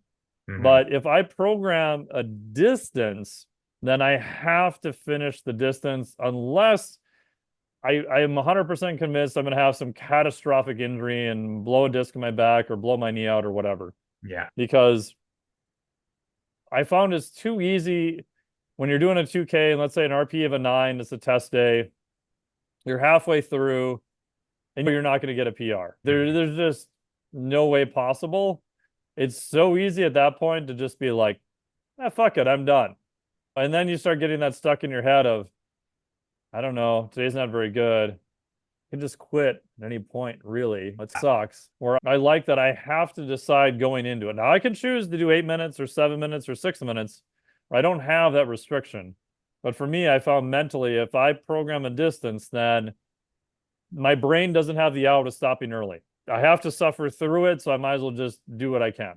And I found that Nice. that is actually helpful because Yeah. otherwise, doing it the whole time thinking you can stop at any point is not the best. Yeah, that does make it tough. You know what? From personal experience, I remember one of the times that I did the mass workout there that Oh Dr. yeah. And I say one of the times because I don't know why I did it so like multiple times. It Oh was God. Boo. yeah, it was awful. But the one thing I did notice was the amount of effort, like the pain that I was in, just even from a cardiovascular standpoint, the lifting standpoint, everything. I remember training afterwards on the mats. I was doing jiu-jitsu, and I had a really tough round with one of my coaches at the time, and he was like, it was very tough, and I was literally fighting for my life at that point. But all I remember feeling was that like, holy crap, this feels eerily similar. Like the way that I'm breathing, the brain that I'm getting Oh feels yeah. very similar to like midway through that mass workout. And I'm like, fuck, if I finish that, I can for sure finish this round. I can still keep pushing a little bit more. I don't have to, concede positions. Like I can just go. And I didn't win the round, but I definitely didn't quit in the round just because of that same feeling, right? That psychology of, hey, I've had to finish that, so I'm going to have to finish this. And I think that there's a lot to be said about putting competitive athletes in a headspace where they don't really have the choice but to finish it. I don't need you to break a record doing it, but I do need you to finish this. And you have to understand that at the end of the day, that's when you're done. You're only done when the protocol is complete. Yeah, and that's why I really like the rower and cold water immersion for that. Hmm. Because on the rower, it's if you're doing some high intensity stuff, it's horrible. But the pro is there's really no eccentric load. Hmm. There's not a lot of load on the knees. There's not a lot of load on the joints. Yes, there's elite level form and there's bad form, but you can teach someone halfway decent form in a few minutes, right? It's not like Olympic weightlifting. You're not going to have to take a decade to try to master the form or anything like that. And you could argue, even if your form sucks more, like you're just not as efficient, so you get more of a training effect out of Yeah, it, right? I agree. Yeah. And then same thing with cold water immersion. Like you can do it almost daily. It's basically just a kind of a mental fortitude test. Then we could argue about some of the benefits. Maybe there's some benefits, maybe there's not. But it's one of those things where, okay, because I thought like doing cold water stuff like during COVID, like I figured after doing it almost daily for 10 months that it would be easy. I'd be like, okay, I'm gonna go in and do it. And it definitely did get easier. But every single time, even to this day, like right before you get in, you're like, this is stupid. What am I doing? This is dumb. Yeah. Yeah.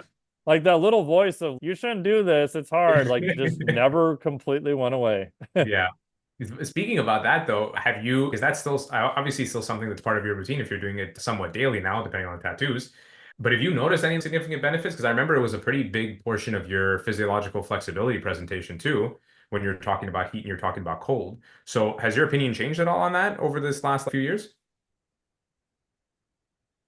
Not really. I would say if I looked at the literature only, it's so across the board. Like I just read another study the other day that different types of strength may be enhanced, may not be enhanced. I would say the performance aspect of it is still up in the air, right? Even for hypertrophy. Like everyone's, oh, boo, hypertrophy, it blunts all your gains. And yes, it does turn down muscle protein synthetic response. Like Cal Fuchs and other guys have shown that pretty conclusively. What that means in terms of actual muscle, nobody knows.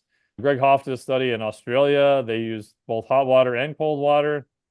They didn't see any change, any detrimental change in their athletes for lean body mass. So at least in Hmm. that study, we did not see any difference. You could argue maybe it's below the DEXA detection, all this kind of stuff. I do think there is probably a benefit for aerobic stuff that's probably modified via PGC1 alpha. Hmm. Probably the same thing on the hot response. There's better data on heat for that. So I've been using it, I'd say mostly after aerobic stuff, and I think that it helps. Now, again, all that could be masked by the norepinephrine, the dopamine release, which you get from it, and you feel better. But what I have noticed, not having done it for this is probably the longest period of time I actually haven't done it, I just feel a little bit more off and like all the little kind of weird joint niggly type stuff. If I'm not more cognizant of movement, nutrition, that kind of stuff, it feels like they go more to the surface, where it seems like when I'm doing cold water and all that stuff more, my mood is a little bit better, my cognition is a little bit better, and the little niggly joint stuff doesn't seem to be as apparent. Again, that's 100% anecdotal. Last part is pretty, I would say, convincing data now showing that it probably doesn't modify inflammation, at least in healthy people, even though you'll see that everywhere on the internet. There's, again, Yeah. I just read a new study on that the other day that it showed literally no change in it. Again, pathologies, maybe. So, yeah. Interesting. Very cool. Did you notice any significant change in HRV values when you stopped? Not really. My HRV didn't really drop that much. No. And I didn't. So the protocol I was using before recently, I went to colder temperatures, but shorter time periods. So I would say if my goal was to raise HRV and to try to get back more of what I would say is a standard cold water adaptation, again, like I talked about in the course, I go all the way back up to 50 degrees and then I would start going out to 5 to 6 minutes and then I would drop the temperature. Mm-hmm. When I did that, I did notice a bump over time in heart rate variability, but it wasn't massive. It wasn't huge. And so I switched to a colder temperature for shorter time periods, more for just the sympathetic output and the kind of the cognitive thing. I think I have this in the course now. I can't remember if I think I did. I put a little protocol in there about how to alter cold water for what you want to do. So if you want like a cold water adaptation, you probably want to take a slow and steady approach and you want to build up time in a use stress model. Mm-hmm. If you want to just get the cognition effect from it, you want as much cold water on your skin because that's a sympathetic response. So you want to go colder in a shorter period of time. If you want a really heavy parasympathetic response, then you're looking at like a mammalian dive reflex, which is more just only face exposure, things of that nature. There's ways you can play around with different protocols to try to get different effects. Very interesting. And so, but you're just testing it right with the cold exposure, right? You're not doing a heat and then cold, like the thermal circuit type thing. I haven't done that too much this summer. I don't have a sauna here, but what I did before for a couple summers is I put the rower out in the middle of the street. And so I would do that when it was 90 some degrees and humid. And then That'll I do would it. get in the cold water and then, yeah, I tried all sorts of crazy shit with that. And I don't know if any of it was useful, to be honest. I think there's a useful component to being able to switch at a high end Mhm. because it definitely does feel more like a stressor. So doing just simple exercise and then getting in the cold, it feels quite a bit different. I don't know how to explain it. It just, yeah, it feels different. I don't know if I'll release this as a protocol. I don't have enough data yet, but what I did in heat environments, if your goal is performance only and you're not going for heat adaptation, Mhm. it's a pain in the ass, but I did use the cold water immersion as a way to dump your thermal load. So what you would do is if you're outside, I would put the rower in the middle of the street and I'd do some like I was in VO2 max intervals. And then I would come in, I would have the freezer at around, I think it was at 48 degrees then. So I would go up to my chin for probably 2 to 3 minutes, get off, and then I would go back and do a next round on the rower. So my thought is, and it did work pretty good, is that because of the thermal stress, that impairs your ability to recover. And Mhm. it's not like I can go lie in an air conditioned place. I guess I could go inside, but getting in the cold will actually get rid of a lot of that thermal load. And that allows you to get back to homeostasis better by my little air quotes here, cheating. And then you can basically do a better density of training. Wow. Now, the hard part with that is that you do mitigate some of the heat adaptation. So if you want heat adaptation, you would not do that protocol. But in my case, I didn't really care so much about heat adaptation. I was just seeing how far could I push density. And by doing that, I definitely could cut down on the rest periods between times. That's very cool. But like you said, I mean, you're sacrificing some of that. You're sacrificing one thing for another, right? Because at the end of Right. the day, you're trying to move the needle with, you can't do both necessarily super effectively. That's cool. But I guess then in that case, it would have to be an immediate thing, right? Right. I guess you lose more and more of that adaptability, or at least like the recovery component from it as time goes on from exercise to the cold exposure. Yeah, so I just did it during rest periods. So I Okay. just said I'd start my clock. Okay, here's my first interval. I think it was like at 4 minutes. And then I would get in the cold water for 2 to 3 minutes, dry off, get back on the rower. And so I tracked it doing that way. How much density could I do without doing the cold water in between, just walking around outside? And I definitely could, by a pretty significant margin, get a little bit better outputs and definitely contract the time period. The only, and it sounds amazing when you about it to people, but freaking pain in the ass because you're all wet and then you got to put all your shoes and your shit back on. And it sounds dumb, but that part was annoying. That's a huge barrier. You know what I mean? It reminds me of like I remember watching like back in the day one of those CrossFit Games workouts where it was like a swim and then it was like pull-ups or whatever. Oh, yeah. Yeah, it's not even the fact that I'm tired, it's that I'm gonna slip off this bar and Right. die. Yeah. That's the hard part. That's cool. That's very cool. And so so in that case, like would you make the conclusion that the cold water the cold water immersion, given the temperature and what you're trying to go for, not necessarily the cold acclimation, but for the recovery, does more for you than like heat exposure in terms of if it's separate from workout just for recovery? Rephrase that again. I think I almost got what you're saying. So if we're looking at, so this is this working by a mechanism of just cooling down the body so that you can work again, or is there a tangible like recovery aspect to this Ah, cold water immersion compared to if it was just heat? So if you were to exercise and then we're looking for just measurements of recovery itself, total recovery, would we then place cold exposure higher up on that order compared to heat exposure? let me know if this answers your question. I would say overall for recovery, heat exposure probably has a lot better documented benefits. We know for aerobic training, heat exposure works really well, like Mhm. PGC1 alpha probably, plasma volume expansion, heart rate elevations without really doing work.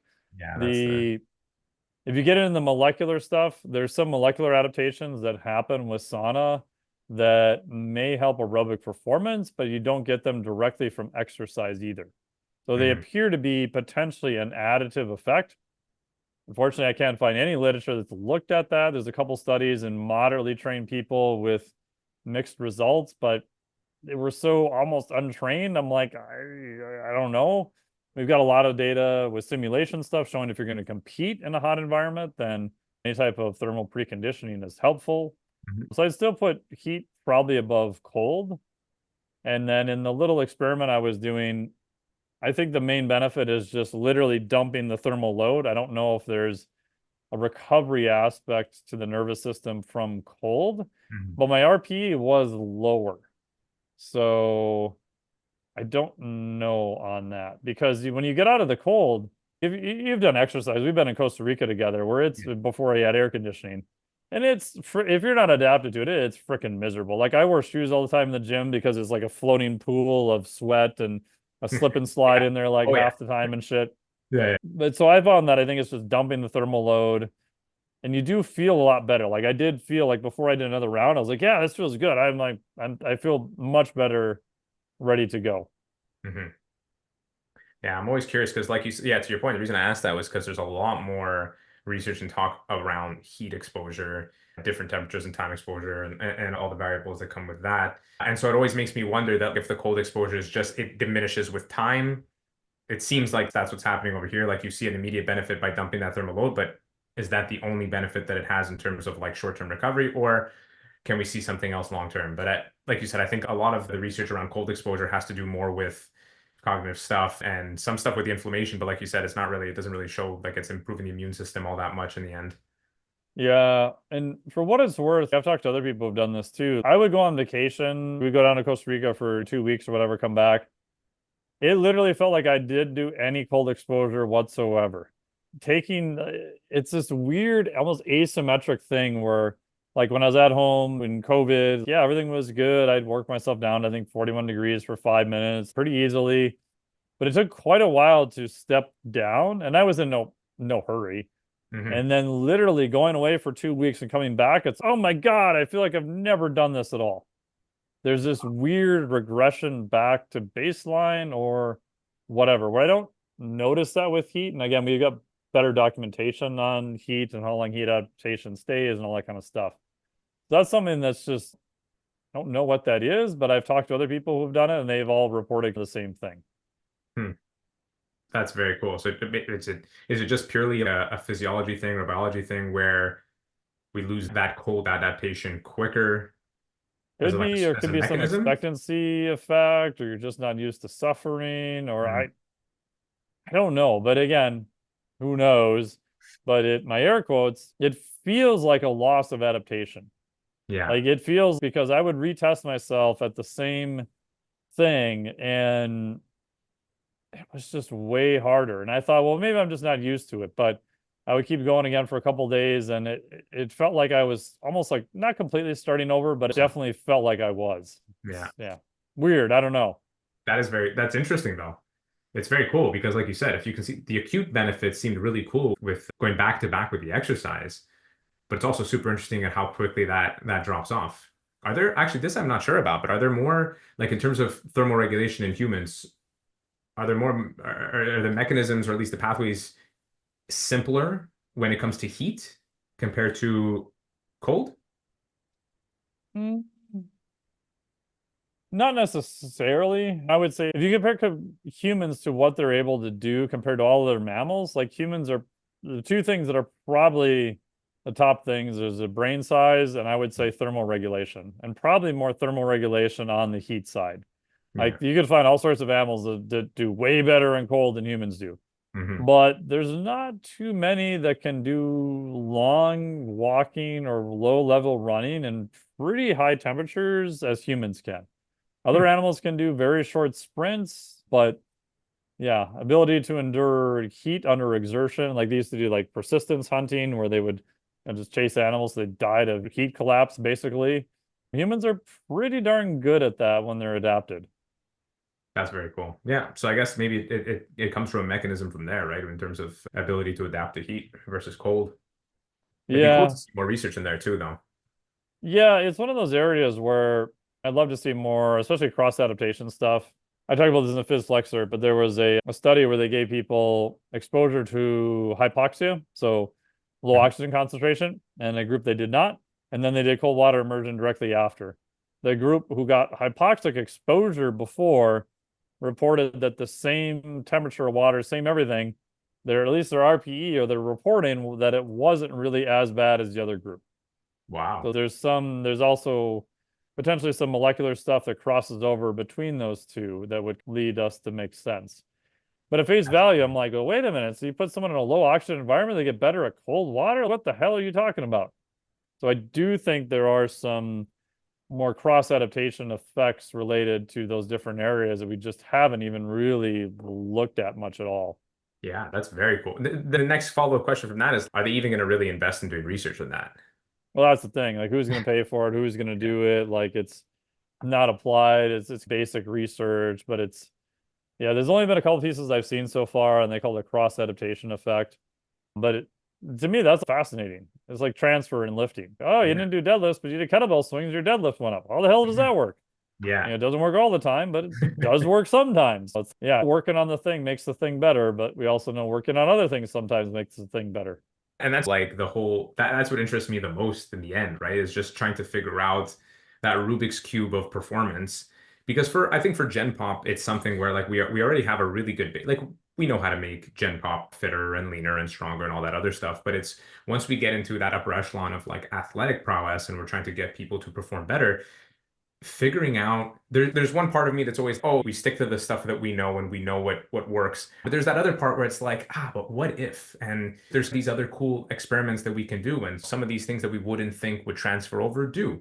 And so that's where this experimentation with what I'm doing with jiu-jitsu athletes and stuff came in, and figuring out like, hey, like how can we really, we know what makes, we know how to build pretty good athletes in all these very specific sport domains where they only do this one thing. And then when we get into non-traditional sports where you're using multiple systems, things change on a dime. There's a huge cognitive approach. Like your performance can change and the sport itself can change against depending on who you're with, right? And we see this a lot with traditional grapplers, jiu-jitsu guys going against like wrestlers with really bad Yeah. jiu-jitsu, but they win against everyone. And it's so okay, so wait, conditioning and strength and stuff does matter. And then there's other guys where they're just their technique is just so above and beyond that, okay, no, so now it doesn't matter anymore. And so I think that it's so cool to try to find that perfect formula of what transfers over and what doesn't, but it's hard to see that in research because no one wants to pay for that. No one wants to make really good athletes way better, really. I don't think there's a huge demand for that. Yeah, it's back to who's going to pay for it. And I used to get crap all the time. So I was at the University of Minnesota. People are like, oh, well, why don't you go talk to Cal and just use some of his athletes and do a study on them? And I'm like, what are you, crazy? If I went and talked to Cal and asked him this, I know exactly what his response would be. Like, no, get the hell out of my gym. Like, you want to take some of my athletes and do some crazy ass program you came up with and then compare it to what? A placebo, a really shitty program, like a baseline program? Like, what are you comparing it to? And his job is to get his athletes the best performance he can. His job is not to help me finish my PhD or publish stuff or whatever. It's actually extremely to his detriment to let me do anything with his athletes. Anything that, yeah, exactly, that he hasn't found. But it's interesting too, because Cal, I feel, is one of those guys, like I've read a lot of his stuff, and he seems like one of those guys that likes to be a little bit on the experimental side as well. Like I Oh, know that definitely. And he does all sorts of experiments. And like for years, I go in there and just harass him about, hey, have you ever thought of this? He's like, oh, yeah, we had a squat. We had a $50,000 squat plate in this. We had this one in this rack. We gave him this internal cue and that external cue. And so to his credit, he does test a whole bunch of stuff, usually mostly acute stuff that then gets, moved into the program, which you can then see chronic training results from it. But it's just not as controlled as what researchers would like. So my argument for years was just take a researcher and do not a quantitative approach, but a qualitative approach. Assign him to his gym for 6 months and he writes up a qualitative study of what happened. No one was like, oh, it's only qualitative. I'm like, top coaches are obviously doing something that works, right? Yeah, Or they wouldn't be doing what they're doing. And if they have data to show what they're doing is working, we could argue all day about why, but if it's working, it's working. So they're doing more right than they are wrong. Mm-hmm. And I think just even a qualitative approach just to watch his athletes in the wild of whatever they're doing is, I think, useful. This is also probably why I'm trying to help him finish writing another book and that kind of stuff. So Is that what you guys are doing? You're helping him write another book?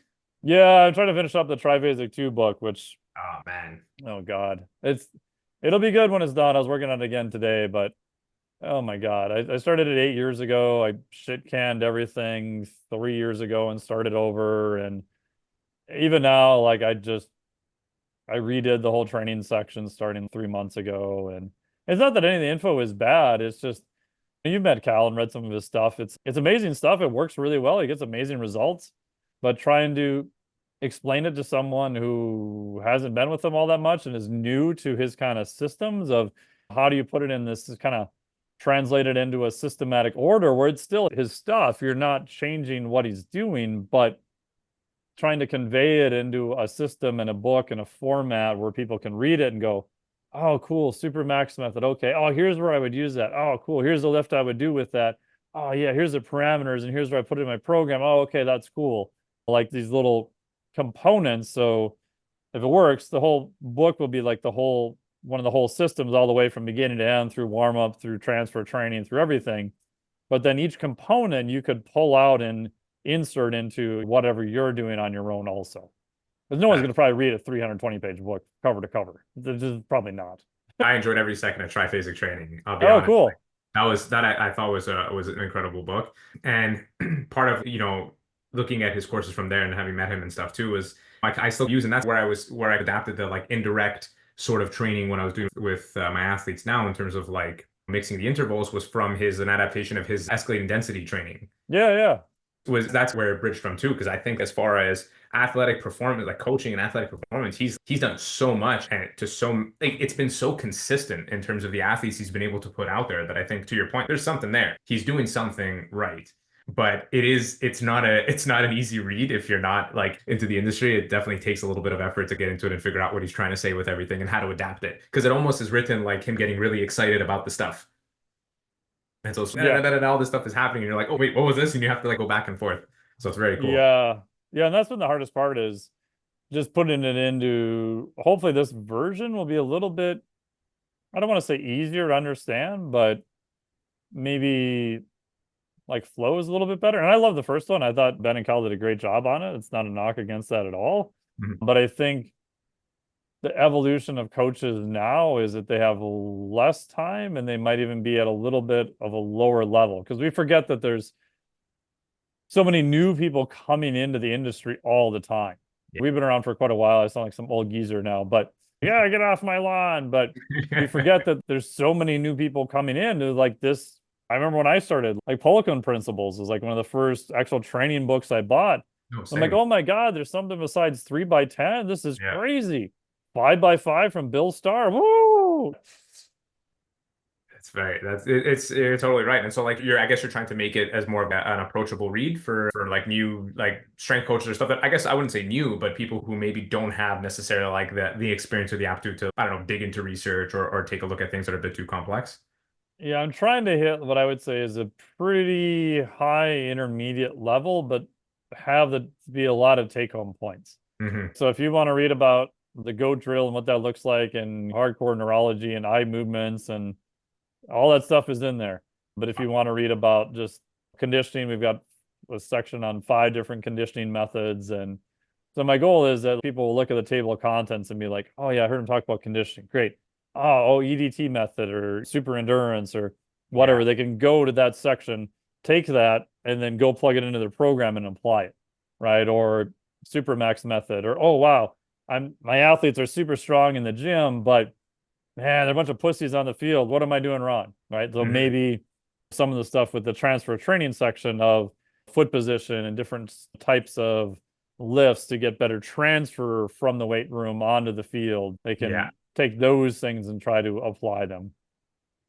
I think that would be very cool. If that's what you guys are going for, I think that's amazing. Because yeah, you're right. I think reading things cover to cover is going out of fashion for some people. And if they can pull a piece out and be able to use it, and it's like a complete piece, they know how to plug and play it into what they need. That's awesome.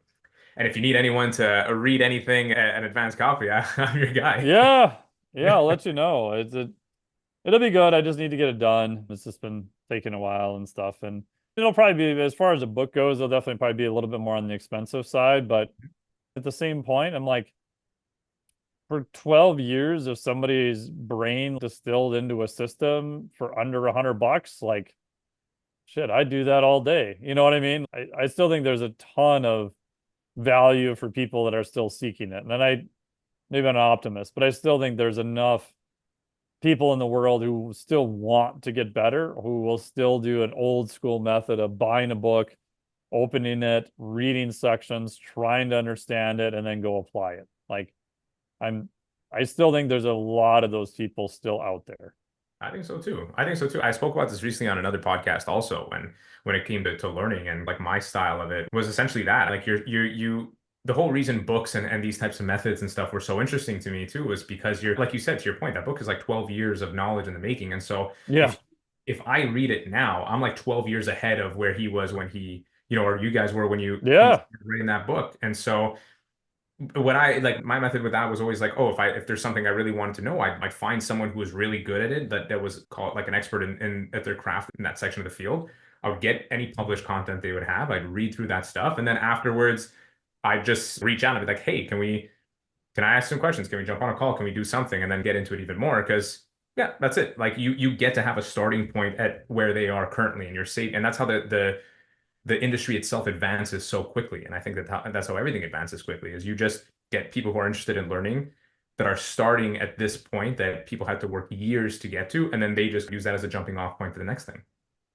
Yeah, and that's still why I do the main reason why I do certifications. But yeah, if you want to learn about flex diet, yeah, it took me, God, what I spent 15 years on it so far to date, from research to practice to working with people. And Mhm. yeah, it's expensive. Like last time it was on sale was $1,000, but it's 30 hours of coursework. There's 12 experts interviewed, and so far to date, you still get my personal email. So if you have questions, like you can literally email me and be like, I didn't really understand this thing about carbohydrates in module 7. What does it mean? And I will get back to you, which I Yeah. think is still a pretty high value, because I always think back to, I even do this now with new areas I go into. Same thing as you. Does someone have a course? Does someone have something I can buy from them to get their knowledge in some sort of distilled package, Mhm. right? That's going to, if there is like a cheat code, and this could be just books to courses to whatever, like that's probably as close as you're going to get. And yeah, it's still work, it's still time, but yeah, that's probably the best shortcut you can find. I agree. I agree. And then from there, selfishly, that's what I'm trying to do all these things so I can make an impact in strength and conditioning for grappling because there's not very Sure. much like we spoke about. So hopefully, like one day I'd have the honor of being the guy that someone would come to and be like, hey, listen, I did 15, 16, 17 years of trying to get this thing developed, and you get to start where I ended. So it's like a passing the torch kind of thing too. And maybe not everyone is looking for that. A lot of people are looking for a quick solution to just know the basics of what they know and work and make money and make a living. That's totally fine. But there are always going to be the people who are looking for the industry to take a step forward consistently and move everyone forward with it too. Yeah. Awesome. I I think, agree. yeah, very Cool, cool. man. Dude, thank you so much. Thank you so much for taking the time Yeah. and doing this call. Number one, because like I said, I think we've gone far too long without seeing each other, even if it's relatively face to face, it's Yeah. over a Yeah. camera, but hey man, Yeah. technology. And definitely want to do it again, even if it's in a less professional of a way. See you next time I'm outside. And are you guys still pretty much in Minnesota fairly often? I always see you all over the place. Yeah, we'll be in Minnesota. Let's see, most of the summer. We're doing a thing with the Special Forces experience in Canada, first part of August. I'll be at Andy Galpin's seminar with the Rapid Health people the second weekend in August. And then I'm not sure if I'll be at the Coach Catalyst Super Coach thing or not yet. Mhm. And then I'll be at Mark Fisher's Business for Unicorns weekend in September. And then Iron Radio may have a training thing in October. We haven't announced anything yet. We're still working on details. Very And cool. then we'll be back down in South Padre the end of October through November. Oh man, you got a packed schedule. Yeah, still a few things going on. Okay, I gotta keep track. I need to capture one of the courses somewhere then. Yeah, let me know if you're going down to any of them or whatever, for sure. Yeah, for sure. Yeah, let me know if you can give me a list of the ones you're doing. I don't know. I didn't keep track of everything you were doing there. I thought it Oh, was that's gonna all be one right. or two things. Perfect. Good. So hopefully we'll be able to see each other then, and if not, we'll jump on one of these calls again and catch up. Sounds good, man. Thank you so much. Really My appreciate pleasure, it. Mike. Thank you so See you, much, Mike. buddy. So thank you so much for listening to the podcast and enjoy this talk about all components of aerobic development, why you should do some cardio and how to do it with James from Frontline Conditioning. And in this one, he's more interviewing me. So we turn the tables here a little bit. So big thanks to him for all the wonderful questions. Make sure to check out all of his stuff on Facebook and Instagram, and I believe he has a newsletter too. We'll put links to all of those in the notes here. Enjoy. Thank you so much for listening to the podcast. Really appreciate it. Big thanks to James from Frontline Conditioning for asking me all the good questions, having a good discussion here on the old podcast. Hopefully you've been able to take away some points on how to improve your aerobic conditioning. Make sure to check out everything that he has on Facebook, Instagram, and the newsletter. We'll put links to all of those included here. If you're looking for a great beverage that also has the benefit of ketones, check out Tecton. It is a exogenous ketone, which is basically a ketone molecule that's been specially formulated to cross the gut and show up into your bloodstream. Unlike a lot of the other exogenous ketones, or these are technically ketone esters, this one tastes pretty darn good. A lot of the other esters taste pretty freaking horrible so far. There are some other salt products on the market, but really you can't get your blood levels too high with any of the ketogenic salts, unfortunately. And if you OD too much on those, you will be doing the Wilford Brimley two-step in the bathroom. I may have tested that out myself. So check them out below. We'll put a link there. And I am a scientific advisor to them and an ambassador, so I do make a little bit of money off it, but I do really enjoy their products. And the cool part is I get to see a lot of the awesome research and all the work that they've done in the background to make this possible.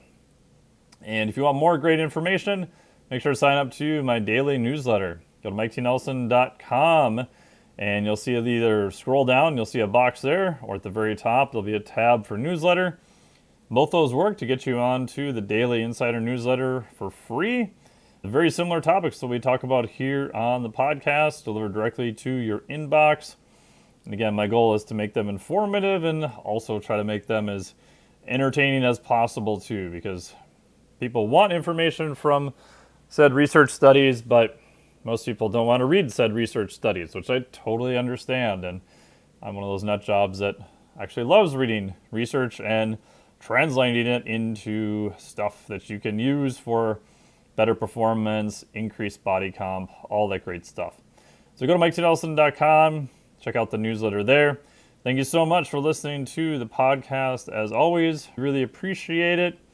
You can hit the old subscribe button on whatever platform you're using, or if you have even just 30 seconds to leave us a review, the reviews go a long way to help us with the old algorithms and help us get into more ear holes along the way. So thank you so much. Really appreciate it. Talk to all of you next week. That was wonderful. wonderful. Bravo! I loved that. Oh, it was great. Well, it was pretty good. Well, it wasn't bad. Well, there were parts of it that weren't very good, It though. could have been a lot better. I didn't really like it. It was pretty terrible. It was bad. It was awful. It was Get him terrible. away! This podcast is for informational purposes only. The podcast is not intended as a substitute for professional medical advice, diagnosis, or treatment. You should not use the information on the podcast for diagnosing or treating a health problem or disease or prescribing any medication or other treatment. Always seek the advice of your physician or other qualified health provider before taking any medication or nutritional supplement, and with any questions you may have regarding a medical condition. Never disregard professional medical advice or delay in seeking it because of something you have heard on this or any other podcast. Reliance on the podcast is solely at your own risk. Information provided on the podcast does not create a doctor-patient relationship between you and any of the health professionals affiliated with our podcast. Information and statements regarding dietary supplements are not intended to diagnose, treat, cure, or prevent any disease. Opinions of guests are their own, and this podcast does not endorse or accept responsibility for statements made by guests. This podcast does not make any representations or warranties about guest qualifications or credibility. Individuals on this podcast may have a direct or indirect financial interest in products or services referred to therein. If you think you have a medical problem, consult a licensed physician. Hey, boo!